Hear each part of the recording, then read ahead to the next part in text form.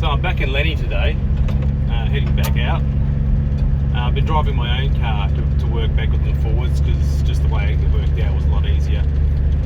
But yeah, so I hopped into Lenny and there was six empty beer cans, and I thought, oh, there was either, I was trying to think how long the trip was, whoever was driving, or maybe there was two. There might have been a passenger.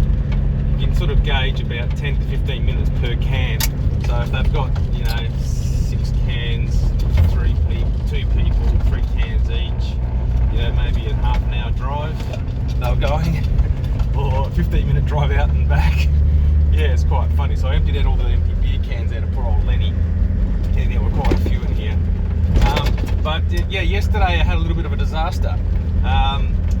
The bag feeding machine. I'm going to be specific with this because this is a reminder for myself. Loading the bags, and once again I'm on the farm here, so I'm not on a public road. So loading the bags, there's a PTO lever, power takeoff, that drives the feeding machine. And so if that's not engaged, the engine can be running, the revs can be up, all that sort of good stuff.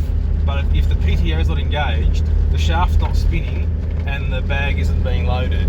Now, we've set up a new bag because we finished off a bag, and someone else set up the machine, left it running and idling.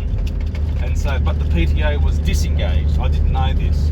So I pull up and it's flat out. You haven't got time to do anything. You just have to go out, pick up, race back, come around. So what I was doing, I was setting up, lining myself up and starting the machine going, starting my auger, loading into the top of the hopper.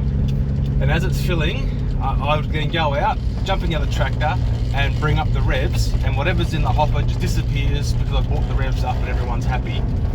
But the PTO was disengaged. So I've gone out, got my machine offloading at full noise. I've raced around to the, so I'm outside my tractor. I race around to the other tractor to bring up the revs because it's already running, it's ready to go. I bring up the revs and then all the grain just starts spilling out the top and going everywhere. So then I've gone, oh, what's happened? So I raced around and shut my machine off so it stops feeding into the top of this hopper and overflowing it everywhere.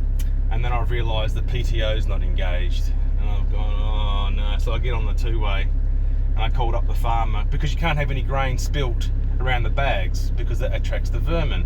So I get on the two-way and said to the farmer, I've just had a disaster. I said, I know I need to clean it up, but where do I clean it up to? There's nothing to put this grain that's spilt all over the floor. Where should I put it?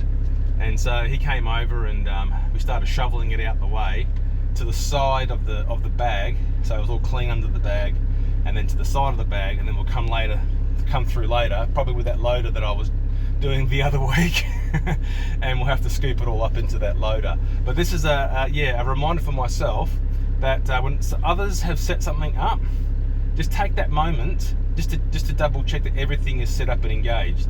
But speed, trying to be quick, you overlook things, bad things happen, and that's happened a couple of times. Not when I say bad, I don't mean injuries or anything like that, but just spillages and mainly spillages.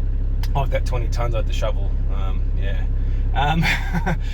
Things like that happen. So if you just take the extra moment, that can save a lot of time.